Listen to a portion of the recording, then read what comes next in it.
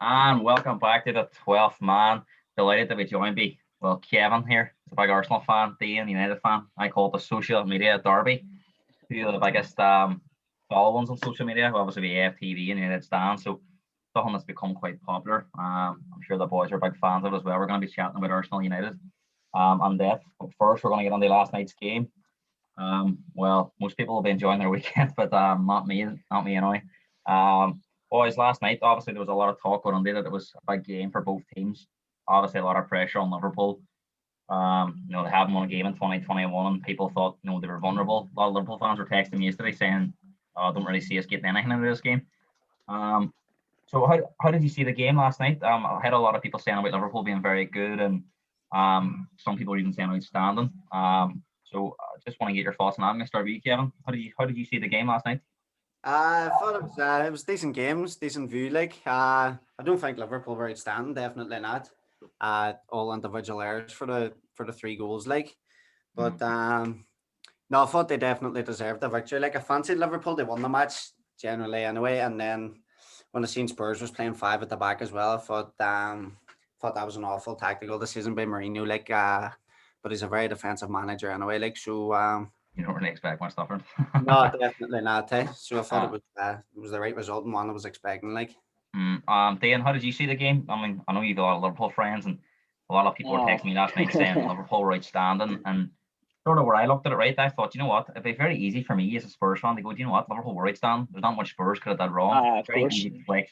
Very easy deflection tactic for me. And people last night on Facebook were sort of like saying, why you not saying Liverpool were good and stuff? And it's not that I didn't think they were good. I don't think they were outstanding. And whereas the first game at Anfield, I thought they were very, very good. And first 45 minutes, the way they moved the ball, it's very difficult for any team they defend against. But people were misunderstanding me last night when I said, Spurs were really, really bad. It's very easy for me to use that as go, well, Liverpool's a better team than Spurs. And if they turn up, you haven't really got a chance.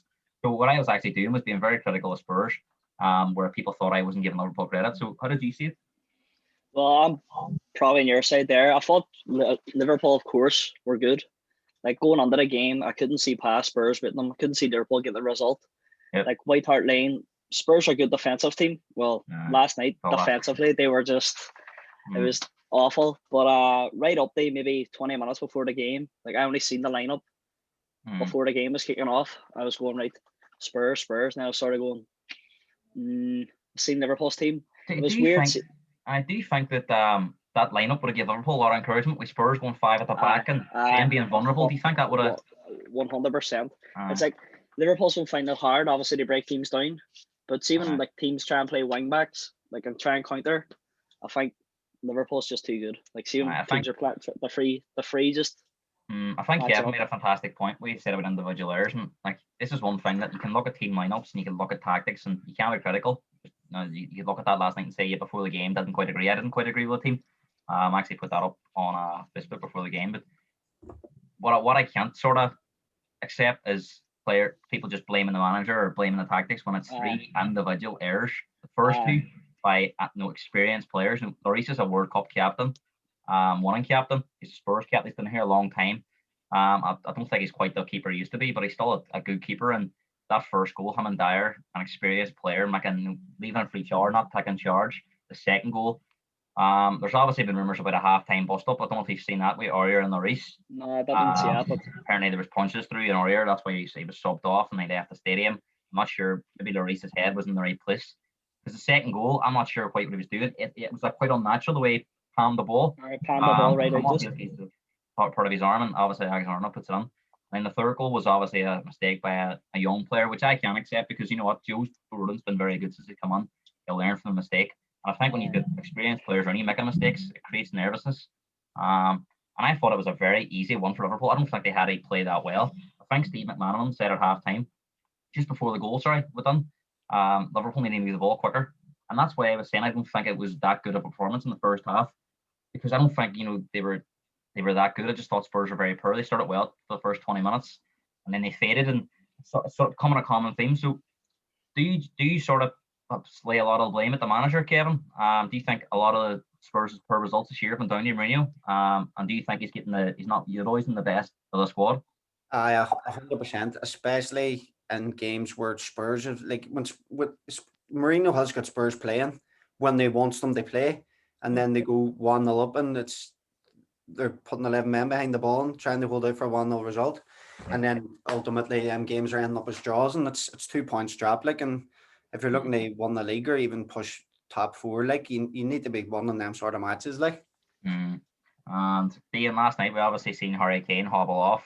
Never a good sign if you're a Spurs fan. I don't think it's as serious as recent. I didn't know he's had injuries before. I think it's going to be about 2 weeks. He's going to be out 3 weeks, but still going to be with the way the season is. There's games midweek and stuff. You're going to miss 3 or 4 games. How do you think? And you know what Mourinho's tactics can be. He obviously relies on a sort of target man up front as well. So do you think that could be a really, really serious ramification? Well, it'll definitely be a big miss for Spurs, because I think without Harry Kane, you struggle. Like, I think having Son on there is a benefit to use, because I think, to me anyway, probably yourself too. I don't know about you, Doc, but I think Son's a world class footballer. Hey, I've said it time and time again. Like, world class footballers now in our day and age of football, it's tough to find them. You know what I mean? But I just think Son and Harry Kane together, and without Kane, like Son does struggle himself too. You know what it is? I think he is a good player. Don't get me wrong. I think his finishing's really improved. Even that chance last night, the offside, was very unlucky with a goal. He slots it away. He's been scoring goals. I don't think his all-round games there. No, Kane to me is a world-class player. Son's a world-class sort of finisher. And a lot of it strikes fear because he's pissing stuff and he can be quite ruthless. Yeah. But last night, I think one thing that's obviously been labelled at Spurs over the years is their mentality. And it's as if Kane's injury last night just went through the whole team. The whole team, they looked very, very poor in the second half, and they looked wide open at times, just from back to front. Obviously, something that Mourinho prides himself on. You could see he was very unhappy on the touchline and stuff. So that'll be a big loss. And Kane, he's the outfield leader. I think there is other players there, but do you sort of think that despite Mourinho coming in and being a winner, that the mentality at Spurs hasn't really improved at all? And you look at a lot of games this year, they've been 1-0 up in, and they've not got over the line. And there's obviously going to be a cup final coming up, and that's going to be a big test. But you sort of think that Mourinho hasn't had the impact that a lot of people would have assumed he had. You know what I mean? Well, to me anyway. Sorry, Doc, if I interrupted you. To me, Harry Kane is the leader out in the pitch. Like, Lloris is obviously your club captain now, and I just don't think he's a leader. Do you know what I mean? Where last night I was watching Spurs, and there's only 2 players to me turned up for Spurs last night: Højbjerg and Ndombele. They were very good. Højbjerg, without him last night when Harry Kane went off, I think Spurs would have been lost, because he was a big leader in the middle of the park for them, like, and especially getting that goal. It was quite strange, right? Because Kevin, I actually watched the game, and I thought Thiago looked a bit light in there. I thought at times Ndombele was brushing him aside, and it's quite unusual that your two best players and a defeater, your midfielders. Doesn't say a lot about the team. But do you think at times last night Liverpool looked vulnerable? At times, and Spurs didn't, maybe because they were so defensive, and the game was there for the taking in the first half, and they didn't take it in their stride. How do you see it? Positive. Right. 5 at the back. There's not enough support going forward as well. Like, he's away. I keep going on. We'll get him back. Especially with the centre halves they have, like, Henderson playing centre half, and fucking who was playing centre half along with him? What do you call him? Matip, and then Phillips come on at half time. And then Matip went off injured as well, and your man Phillips came on, and he's no great shakes at all. Like, so I thought the system was all wrong. Like, it's far too many defenders on the pitch, like, and then even the midfielders aren't, like, who was in mid, and Ndombele and Højbjerg, they're not exactly going to thread the ball through, and they have a needle as well, like, I think as well, Spurs will look at it a big missed opportunity, but it's one where because of the style of play, I always say it, I think you need results when you play this way. Dian coming back on here. You need to get results when you play this way, or else the fans are going to really put pressure on the coach. So, do you think now that Mourinho's got to produce at least top 4 or win a trophy, or his position is going to be very scrutinised by a lot of Spurs fans? 100%, especially after the start they had to the season as well. Like, they should be pushing on, but they're stagnating, obviously. But no, it seems to have lost his touch completely. Mourinho, even when he was at Chelsea, like, and he was doing it, but I suppose he had better players there. And then he was getting into the final run then the season, and it was successful in closing out games. We won 2-0 leads all the time, like. But if he's not doing it now, like, then he's not after. I think he has improved Spurs defensively, but I don't think he's got the defenders. There's too many. Dyer and Lloris, for example, right? They can have great games and they can make one mistake in a game. They can't go 90 minutes without making an error. That's the thing with Chelsea and our clubs that he had. I think he had defenders that rarely ever made mistakes.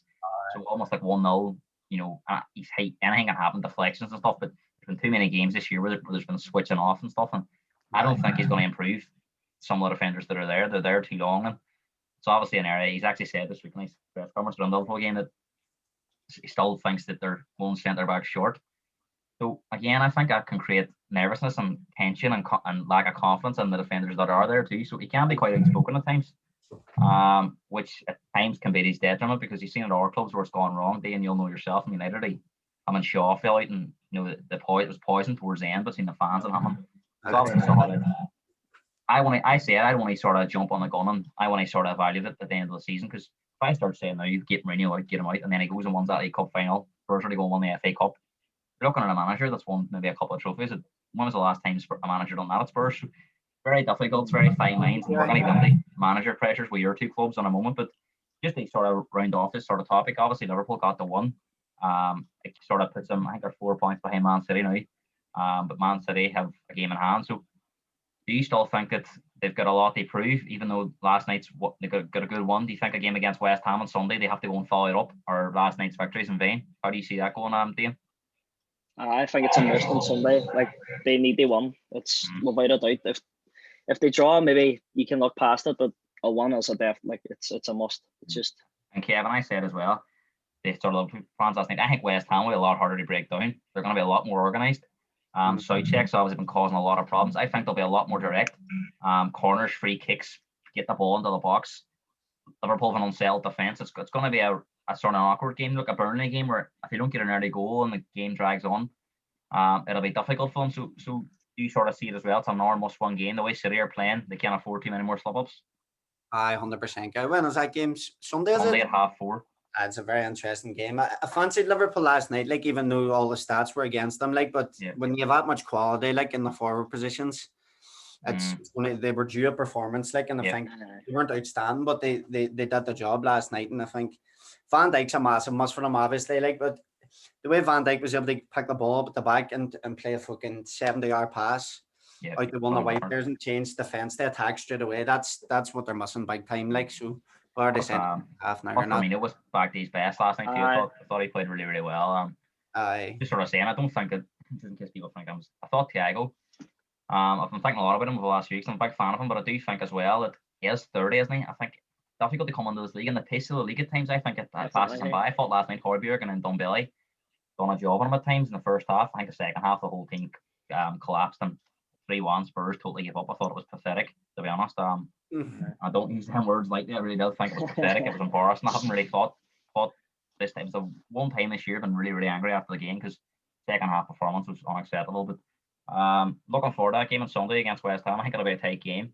And we'll get on that later on the show with predictions. But obviously a big game on Saturday afternoon. Saturday evening. It was not 5:30.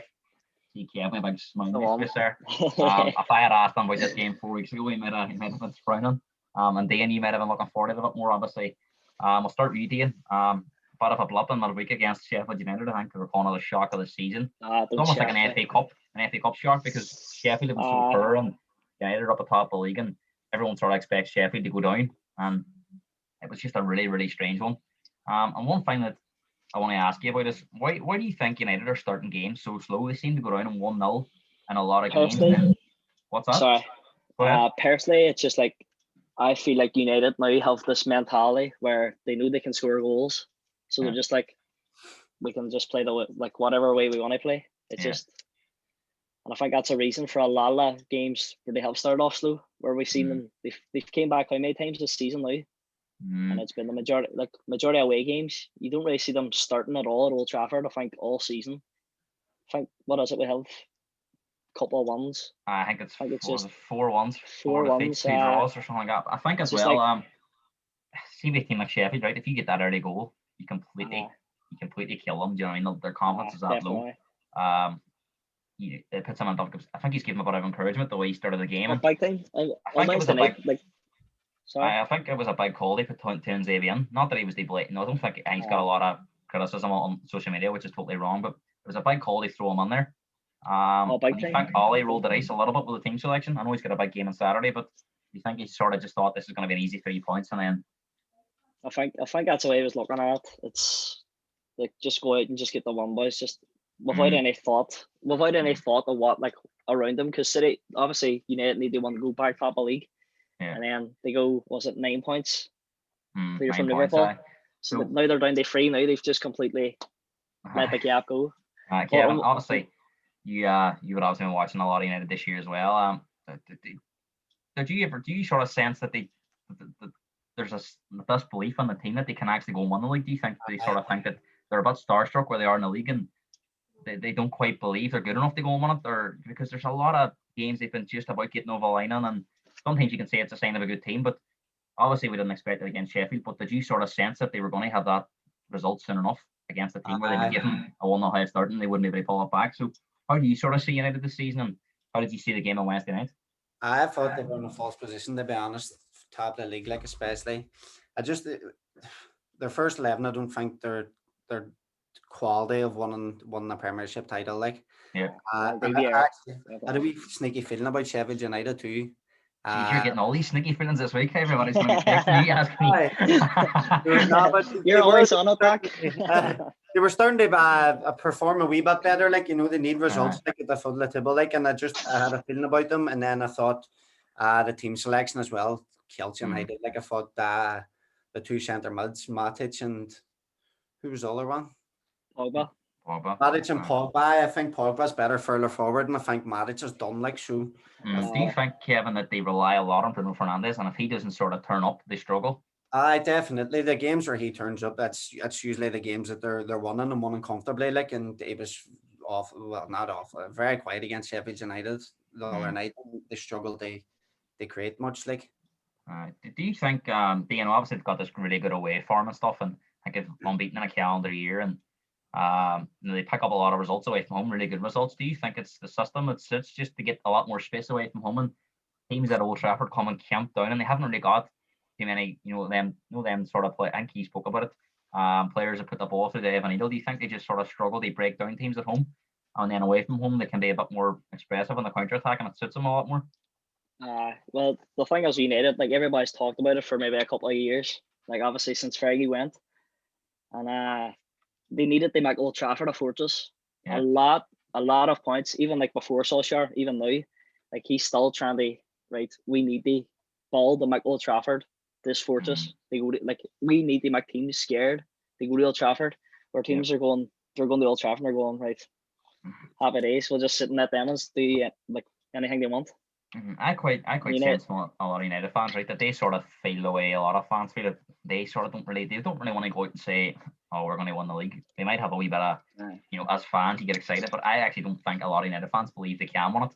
But not a hope there. But what I would say is you're never going to get a better chance. I know, and people are saying about Man City looking strong and stuff. They've had very favourable fixtures in the last few league games, right? And I do still think they will have a blip at some stage.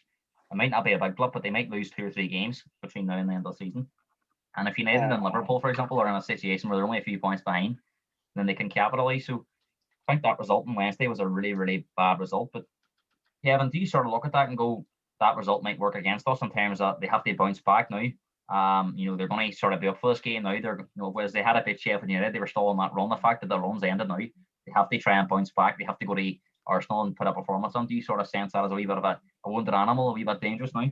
100%. I think if they had a one, like, they might have been a bit more lackadaisical going into the big match like tomorrow. But I think that the main thing as well that killed them against Sheffield United was not starting Cavani, and I think Cavani will start tomorrow.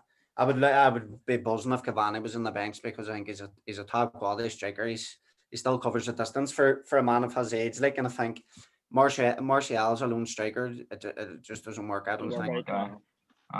One thing that's obviously been talked about a lot over the last week, obviously Lampard being sacked, is managers and stuff. Are they getting enough time, and our fans being impatient enough? And it's one reason I don't want to sort of jump a gun on Mourinho, but I prefer to judge him at the end of the season. I think that's 18 months. I think in 18 months you can judge a manager what he's done better than the last manager, has improved, are they any closer than they were 18 months ago? So I think that's a fair estimation.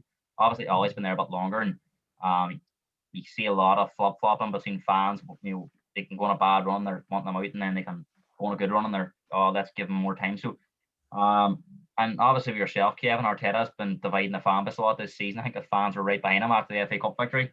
I think a lot of fans' expectations were risen. I think that's credit to Arteta, that there was such a feel-good factor that Arsenal fans maybe looked at Arteta more than they looked at the squad and thought, you know what, Arteta could work miracles. But in the end, it was always going to be a tough season, I thought, for Arsenal.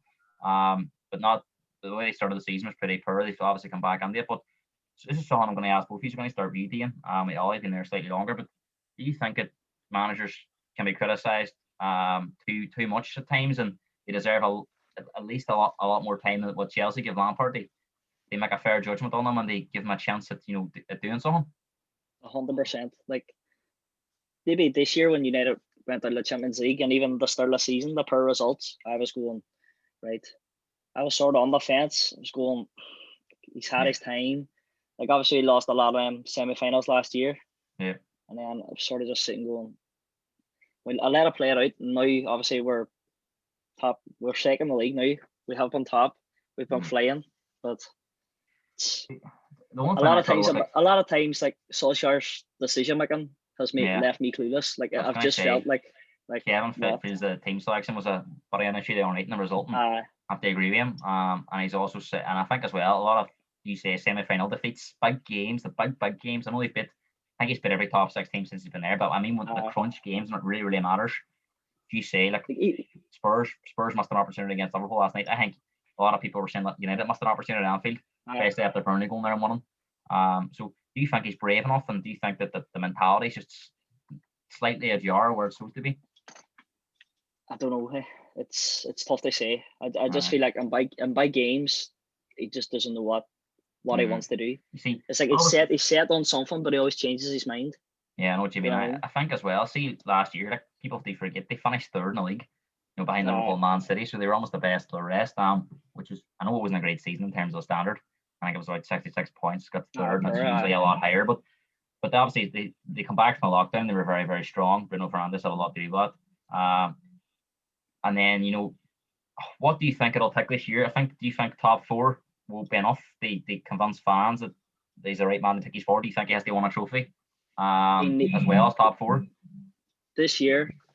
Obviously, United top of league and all, and everybody had their laughs and whatever. But the reality is, City, to me anyway, I think City's going to win the league. That's just the way it is. I think Arsenal could be possibly Europa League. United top 4, and they need the FA Cup. They need the FA Cup. Honestly, they need it. Kevin's going to be one of the obviously. Just take back to when Arteta come on. What was your thoughts on him coming on? Were you behind him, or did you think he needed a bit more experience for the job that was in hand? No, I loved it. It was a big job. Like, you need somebody coming in with fresh ideas, young, hungry, learned off Guardiola and stuff like that. So and somebody that knows the club as well. Like, I remember when Emery took over, I was happy about it at the start, and I remember when he was getting interviewed and stuff. And he had this really boring voice, and wasn't even interested in his interview or anything. Like, whereas before that with Wenger, I was fucking, really under what he was saying, like listen to everyone and stuff. So it gave me a bit more excitement around the club, like post Arsene Wenger, and I think he's doing well so far. Like, won an FA Cup in his first few months. Like, you think the FA Cup one? I know it was great for the club and great for Arteta himself, but do you think it sort of worked against them, where it raised the expectations to a level where it maybe wasn't quite, what it should be? Where if he's done won the cup, he would have had a lot more sort of freedom in terms of people weren't really expecting too much. I think when he's won the FA Cup, people were like, "Oh, top 4 this season," and then when he had that poor start, he was under a lot of pressure. So, do you think he was a victim of his own success? Not necessarily. He needed that, and the club needed that in general, because everybody was a bit doom and gloom. But what was I going to say? Top 4's still not out of the grasp. Like, which is we've lost 9 games already. Like, but the season's that fucking everybody. It's a very strange season. Do you know what? I already said it's not going to take a great team to win it. The teams that finish 3rd and 4th aren't going to have to be anywhere near as good. But I look around Europe, and there's not a lot of good teams about it. Where it wouldn't scare me going to. You look at Barcelona, Real Madrid anymore. It wouldn't scare you going there anymore. I think the standard of football's dropped dramatically. I don't know why that is. Barcelona and Madrid seem to be in decline. Bayern Munich's obviously seem to be getting back the best. They seem to be the best around Europe at the moment. But even the Italian league doesn't look as strong anymore. You look at the PSG, maybe Pochettino can get them back firing again, but I think because they're coming into the league where it's so easy for them to come into a big Champions League game, it can be a big difference for them. But like with Celtic, when they play in the Champions League, I think they struggle sometimes because they're used to having such easy games that they have to step up their level. It's very difficult to do that. So I do think that for whatever reason, the standard of football around Europe's dropped, and I think in the Premier League, you could say a lot of the top teams maybe have their levels have dropped. But I think the likes of Leicester, Villa, teams like that are improving. Everton are improving. So it's a lot tighter. I don't think between fourth and eighth anymore is a big gap. It'll be down to consistency you get it. But just on Arteta, obviously Docky had that really, really poor starting. I think I was on here because it might have been an Arsenal fan, and then our fans, and they were like, he deserves more time. And I was like, I'd love to see him get more time. But I thought that after the Everton game in the league and the City defeat in the cup, he was under severe pressure coming that Chelsea game on Boxing Day. I think he was sitting around 50th or 16th in the league, and I thought, he's not going to get much more time to turn it around. So do you think them 3 games against Chelsea, Brighton, and West Brom were really key? If they had a sort of good bad results there, it would have been very difficult for the club to stick by him, even if they did believe in him. As well, I thought definitely like he needed a performance against Chelsea, and they were amazing against Chelsea. Like, and he's only been a manager about 6 over a year. Just over a year, sorry. So no, he's got so much potential. Like, especially with working with Guardiola and stuff as well, and even like some of the players he played with during his time at Arsenal used to say, like, when he was captain, he used to invite them all around to dinner and stuff, and like talk about tactics and stuff as well. They always knew he was going to be a manager. Like, he seems like he's a smart man, and he says a lot of the right things and stuff. And obviously the Pep thing as well, fans get excited because he's worked with him and stuff. And I think if you watch that Amazon documentary, Sterling and Sane credit a lot of their improvement to Arteta. I think as well it's a big step. I think you have sort of said all the right things, because I think as well with Arteta and Ollie, you have to expect they're going to make mistakes. They're young. They're going to make mistakes. You know what I mean? And you have to support them through their mistakes. And I think one of the biggest mistakes Arteta made was, I think he trusted a lot of the old players that Wenger had and Emery had that let him down constantly. I think Bellerin, he's got loyalty to Bellerin because he played him, and I think he loved him up there when he came to London. I think he ended up loving Bellerin for a while, so I think he's had a lot of loyalty to him. I think Bellerin's let him down at times. Xhaka's another one that's let him down, although he's having his best spell in the season. I don't know where Doc just on Xhaka. I've seen you put them a post the other day saying I think it was like a player or something like that. And he obviously divides opinion in the fan base.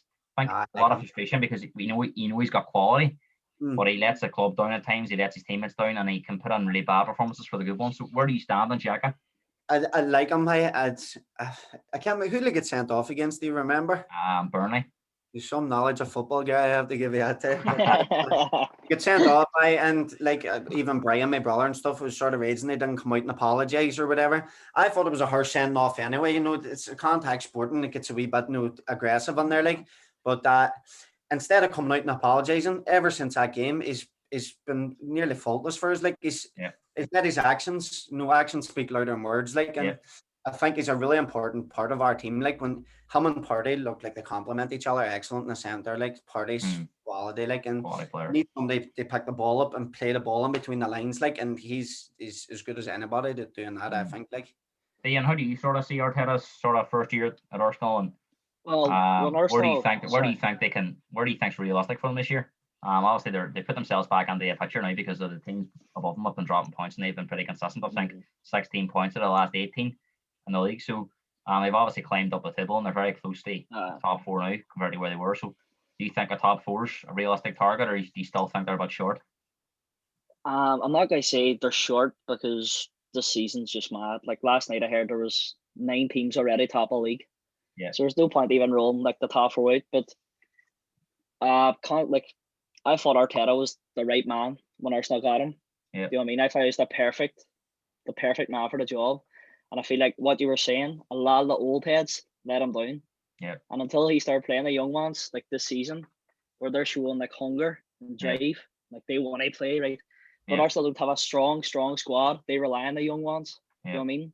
So personally, I'll say maybe top 7 for Arsenal.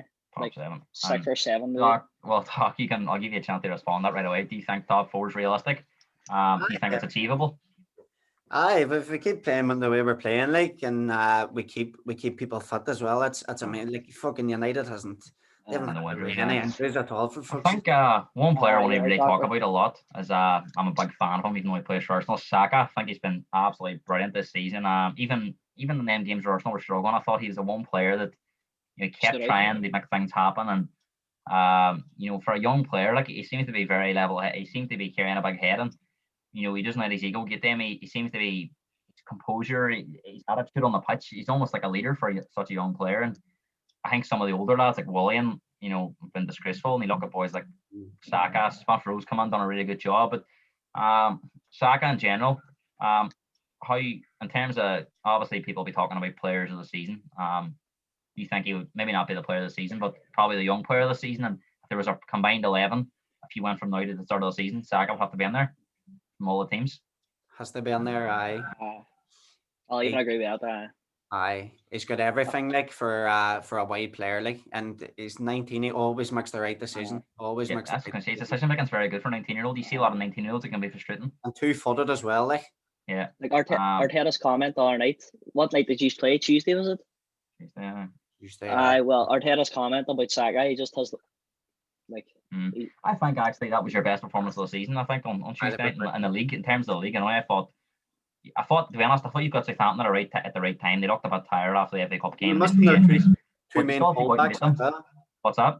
They were missing their two main fullbacks. I think you got them at the right time. They looked a bit tired, especially in the second half. But you know what, Arsenal, don't find Arteta. He made a decision on the FA Cup. He was prepared to sacrifice that FA Cup. He obviously thinks they've got a chance in the top four.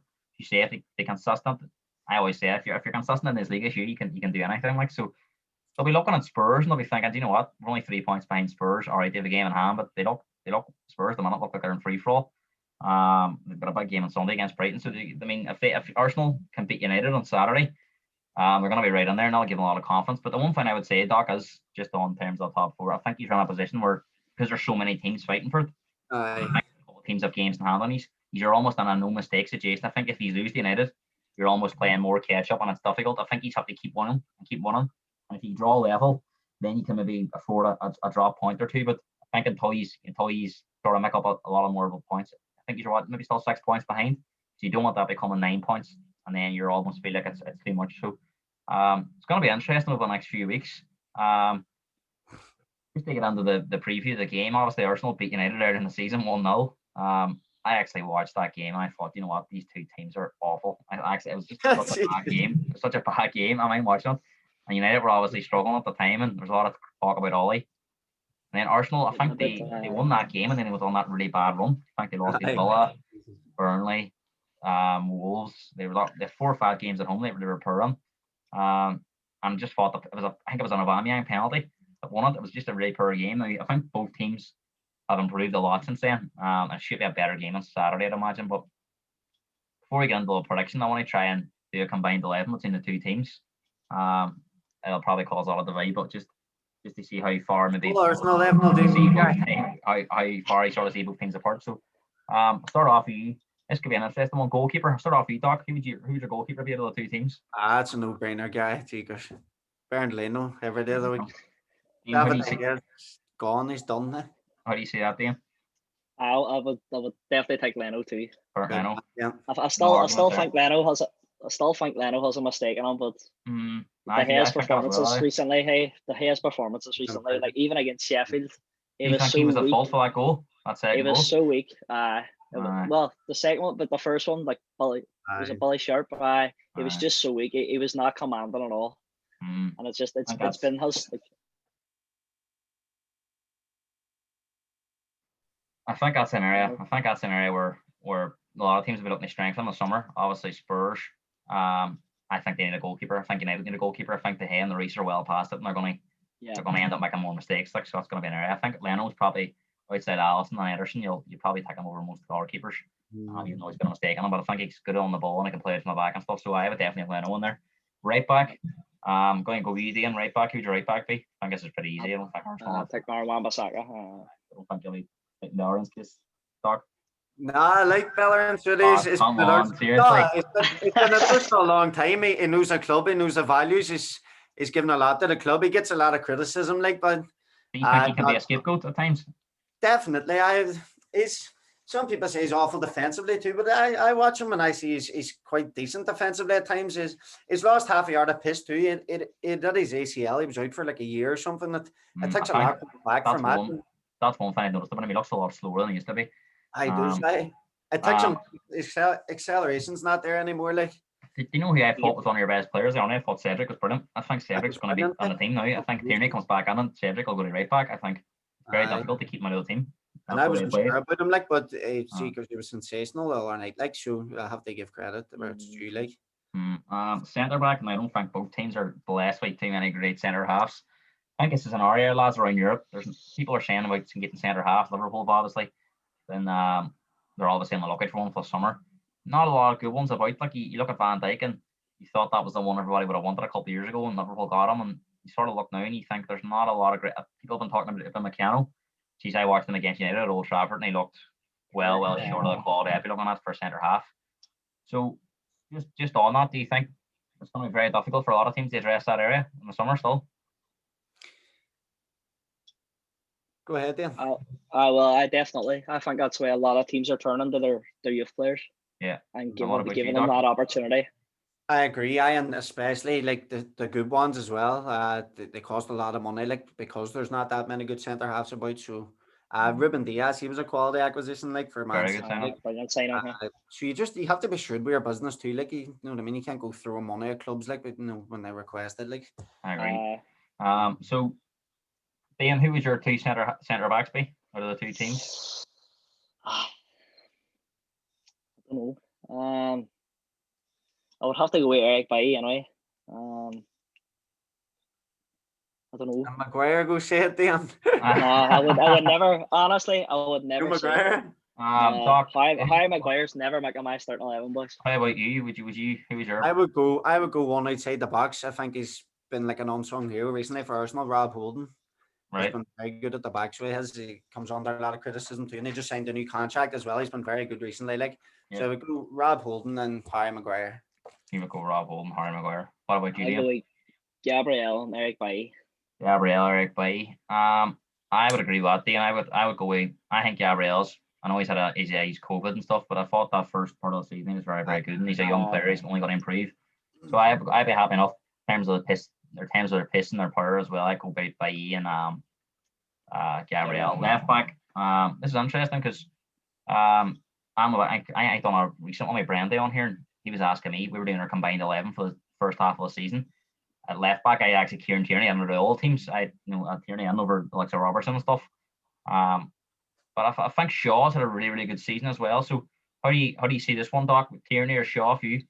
I Kieran Tierney all day long. Kieran Tierney all day long. Shaw's had a bit of a purple patch, I think, but I think Kieran Tierney's just got the edge on him, like, and he's wee bit skinnier than him as well, like.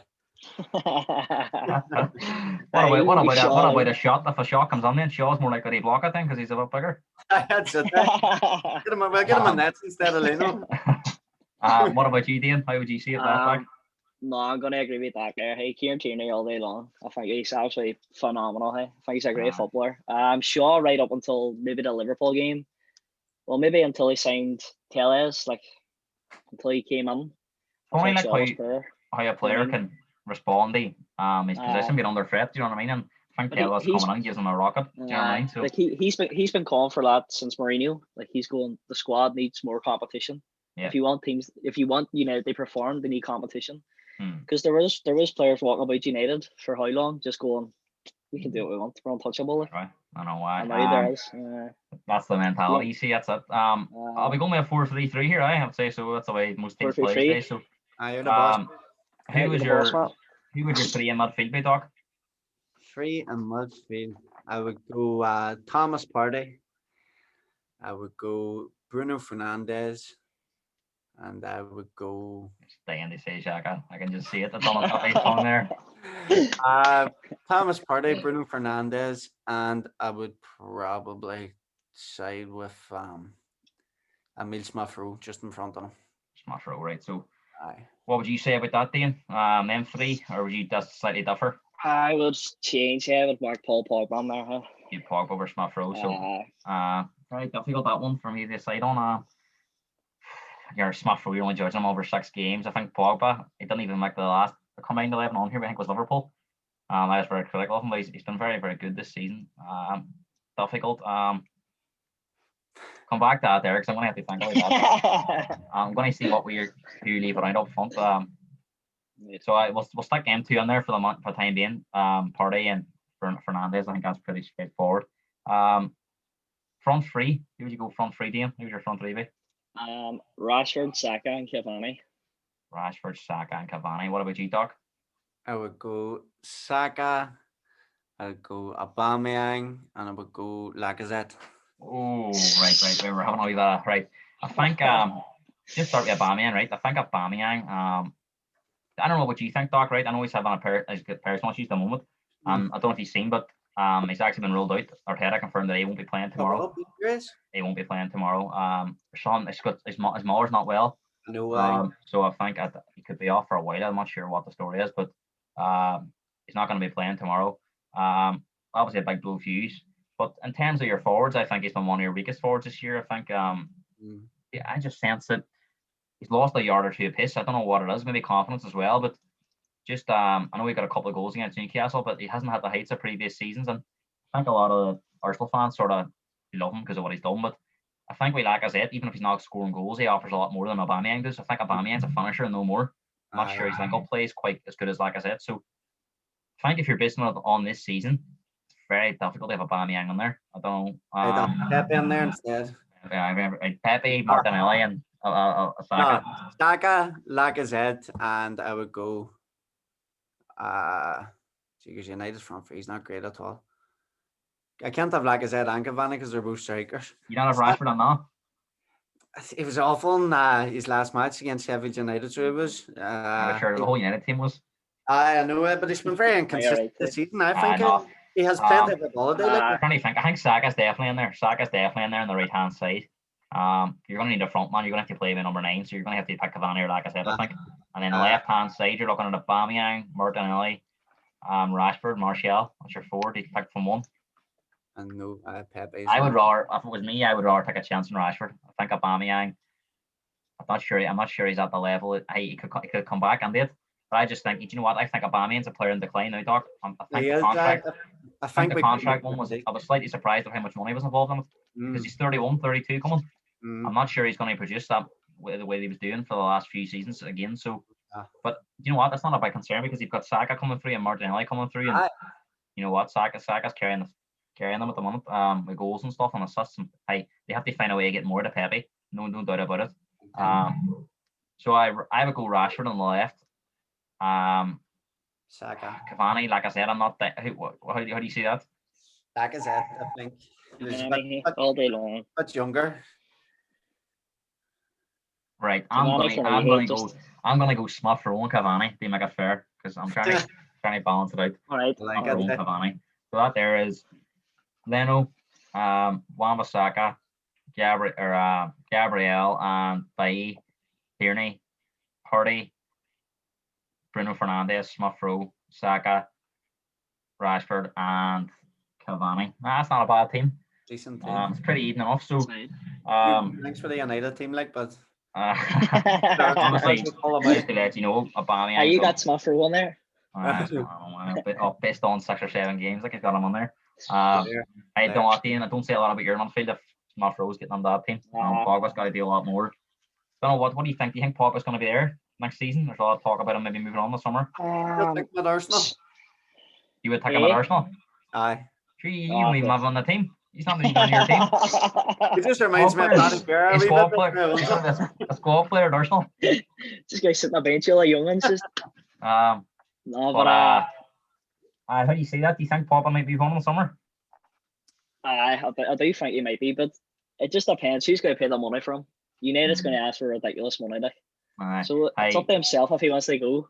Aubameyang's out as well. For the game on Saturday. I'm not sure how much. I think Arsenal been playing better with him at times this season. Pepe tore United apart at the Emirates last season, anyway. It was Arteta's. I think Arteta's name is barely on the wall that day. It was only his second game on it. It was a great day. New Year's Day last year. I might watch that. George's off there. I was working that day, I think. I was in the bar. I was in the bar watching that time. What nice it would be to go and watch a match in a bar again, boys. Jeez. Life will be so much on there, hey? No. Hey, You get getting the bar that, open to my gaff, Amara. getting that I'll be stage of here, the Doc. show. Getting that stage of the show before we go into the rest of the predictions. But I'm going to get your predictions in this game. I'm going to start with you, Doc. How do you see it going on Saturday? And where's the game going to be won lost? I will go 3. I'll go 3-1 Arsenal. And where do you see the game being won and lost? And The game will be won and lost in the centre midfield positions. you think Arsenal are stronger by Xhaka and Partey in there? I do, but I like McTominay and Fred together as well. But I'm just hoping that Partey and Xhaka prevail. How do you see the game tactically? Do you think Ole will be quite negative and sit back and try and counter-attack? I do. I do. And does that scare you? I don't like that. I think we're better sort of counter-attacking as well. But no, against Southampton there recently, we were brilliant balding out from the back as well. Like, so I don't know. I think see the way both teams play, a lot of pace in the attack and stuff.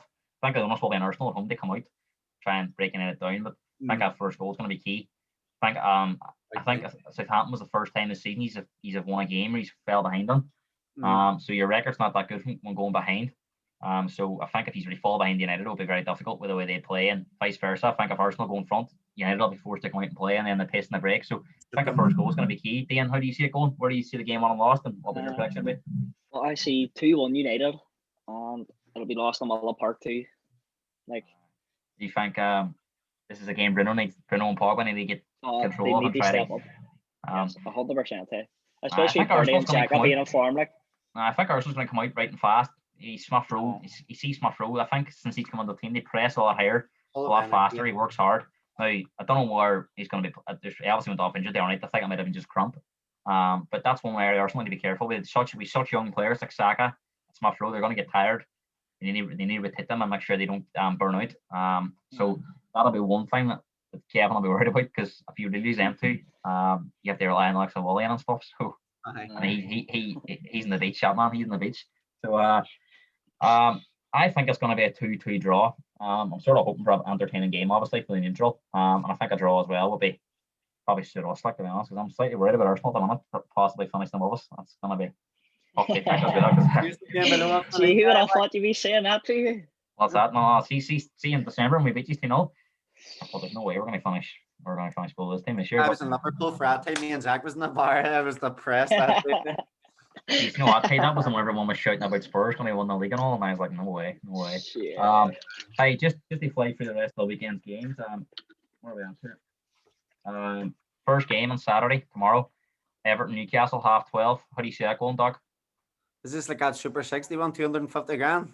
Well, if you get all 10 predictions right, I'll maybe 250 grand. If you get all 10 scores right, Everton Villa, is it? Everton Newcastle 12:30. Everton Newcastle. I'll go Everton victory. I'll go 2-1 Everton. 2-1 Everton. Or Dian, how do you see that going? I'll go 2-0 Everton. I just on Everton's going on the radar, but they're not far away from the top four. I think a big question their mentality. 2 games in hand, they do. What's that? Games in hand. 2 games in hand. Against Villa and City. So that'll have no easy games there. But tough anyway. Newcastle's really struggling at the moment. I know a few Newcastle fans and they're saying lockdown is hard enough. Never mind having to watch Newcastle. Sort of goes out to try and keep a score down. Doesn't worry too much about points. I think he needs to get results soon enough.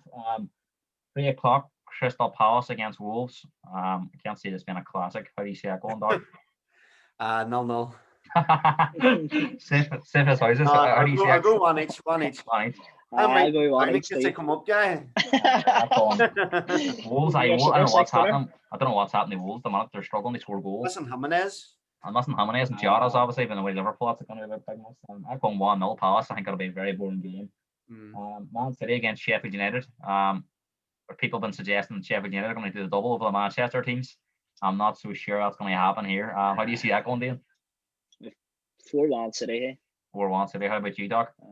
I'll go 4-0 City. I've gone 4-0 as well. I think Dian made it earlier on. He thinks City are going to go on and win it. Do you see that as well, Doc? Do you think they're the strongest team? Aye, but I like Leicester as well, hey? Aye. I wouldn't write like. Do you know where I was thinking about it, right? I was thinking City obviously have got at the minute they've been quite settled. But I think Liverpool fans will be slightly disappointed if City go on and win it because I see at the start of the season when City were having all them bad results and stuff, they looked in desperate need of a few players. I think if you look at their attack, I know they're scoring goals now, but they're not really playing a striker. Aguero and Jesus haven't been fit at all. So if they really want to league without a striker, Liverpool fans will be disappointed because they would have put them. Liverpool sort of put City down last year.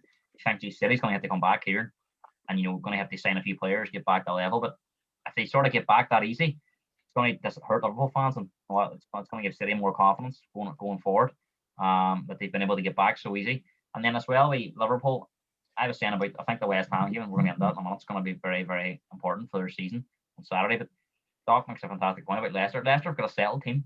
The team changes doesn't change that much. You can sort of pick their first 11. And with Liverpool, you rarely see a team that has to change. They've had injury problems. You rarely see a team that are unsettled like that going on win it. And you sort of don't see them stringing sort of 7 or 8 results together to with that defence. They have. So I think you're right, Doc. Leicester have a really, really good chance if they keep their best players fit. West Brom against Fulham. I would even Fulham. Yeah, Fulham. 1-0 Fulham. How do you see that going, Doc? West Brom versus Fulham. I'll go 2 each. Do you think is this the year Big Sam finally gets relegated? 100%. 100%. I don't think it's worked at all. He hasn't. The West Brom team is just so poor. I hope for a 1-1 draw because I think they're going to have to respond after that game. They already can't. They lose this game, they're in real trouble. Arsenal United, we've done that. Doc, you think United 3-0, and Dian, you think Arsenal 2-0, didn't you? Southampton Villa. That's not a bad game. 8 o'clock. That's after the United game. That'll be a good watch. How do you see that going? I might not be able to see it at all if Arsenal's bid. You'll not be watching it. You'll be turning your phone off. I'll have too many beer on my guy. I think Villa's going to come back. I think they can't look a bit tired at the moment. And Villa, they were very unlucky against Burnley the other night. They had loads of chances, and I think that they just not so lack a wee bit of quality up front. But I think Villa's also a shout for the top 6. I think they could be thereabouts the way Grealish is playing. Doc, would you break it down for Grealish in the summer? I would. It depends on much. Like, I don't know about 100 million. Like 80 million maybe. 80 million. But I don't think I'll see if I can get you 20 million somewhere. Sure. You won these 10 games. You won these 10 predictions. I'll mail you the money for you. You can get Grealish sorted. Doc, how do you see that going, Villa? Southampton. Southampton. Who's at home? Southampton's at home. Southampton's at home. I'll go 2-1 Southampton. 2-1 Southampton. Dian, how do you see that going? I was going to say 2 each. I've gone 2-1 Villa. So moving on to Sunday, Chelsea against Burnley. Big game is for Chelsea, I think. Tuchel coming in. They didn't have I've seen that they broke the passing stats. I think the most ever passes in a Premier League game. But didn't really create a lot. So Burnley's going to be very stubborn, very similar to Wolves. I think you need to try and get back on track here. How do you see that going, Dian? I'll say another draw, 1 each. Or 1-1. How do you see that going, Doc? I'll go 1-0 Burnley. Oh, it's a big call. I think Chelsea are going to win this. After scoring 2-0, I think they're going to have to win this game. Leicester Leeds Sunday 2 o'clock. It should be entertaining. Both teams are going to have a go. What do you think of Leeds this year? Do you enjoy watching them and stuff? Go ahead, Doc. I enjoy. You enjoy watching them? How about you, Doc? I enjoy watching them. I do. I have my eldest brother, my dad's both Leeds men, like, so I've been taking a keen interest in all that. And what do they think with the tactics and stuff? Do they think Bielsa can be a bit naive at times, and maybe has to make it a bit more harder at times, or do you think they just love watching them play and they're prepared to rate it out because they're getting ones as well? It doesn't really matter. Well, they're chalk and cheese. My dad and Paddy, my dad's sort of at a stage now where he's not fully, he's not fucking, he doesn't get overly upset like if they're bit, but Paddy, but he's on a fucking knife edge at times watching them. Like, personally, I think they are very open. But Bielsa said he'll not play any other sort of way. But I don't remember Bielsa playing like that when it was with Argentina or anything. They were well defended. I think he's at the age too. He's like, fuck it, let's have a go. They're winning games and they're losing games, so I think, but they're miles clear of relegation. They're not going to get relegated. So I remember him. I remember him doing that at Bilbao, like when they played us in the Europa League. They knocked us out. Like Llorente and Moonine just took a clean hand at us. And I was just like, I remember how attacking and they just never settled. Hey, Bilbao against United. You know what? That's the way I see Leeds playing now. I think they're going to be grand this year, and they're going to, as you say, there's weeks they're winning games, and there's weeks they're getting bid heavy. I think next year is going to be a really big year for them. I think it's one of them seasons where they could they could really struggle next year if they don't sort out that defence. They'll have to go again in the summer because teams will work out how to play. And we see me Sheffield this year can go the other way very quickly. So Leicester Leeds, how do you see that going, Dian? I'll go 3-1 Leicester. 3-1 Leicester. I've gone 3-1 Leicester as well. How do you see that going, Doc? I got the same, 3-1. 3-1. 4:30 on Sunday. West Ham Liverpool. Very interesting game. How do you see that going, Doc? West Ham Liverpool. West Ham at home. Yep. I'll go 2-1 Liverpool. 2-1 Liverpool. I've gone 2-1 Liverpool as well. I think they'll just have enough. I'll say 2-1 Liverpool too. Yeah. These are just covering yourselves, aren't these, in case you end up. Not even. I don't see Liverpool. I don't see Liverpool being the Spurs. They were trying to break teams down anymore. Last game of the weekend. Thank God it's last and it doesn't a Saturday at 12:30 because it would ruin my whole fucking weekend. At least it's Sunday night I can sort of try and get over it a bit. But Brighton against Spurs. And Harry Kane's looking like he's not going to be playing this game, which adds more intrigue. Now Brighton haven't won a game at home all season, so here we go. Spurs rock up, only 1-1 since 2020 at home. Arsenal was the only team they beat at home in 2020, and then, last season 2020, and then they haven't won a game at home all season. You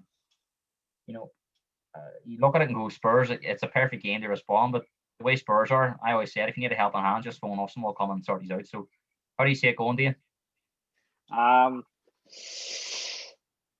sort of see it just rotten, just for Brighton to get their first win, but I'll just go 2-0 Spurs.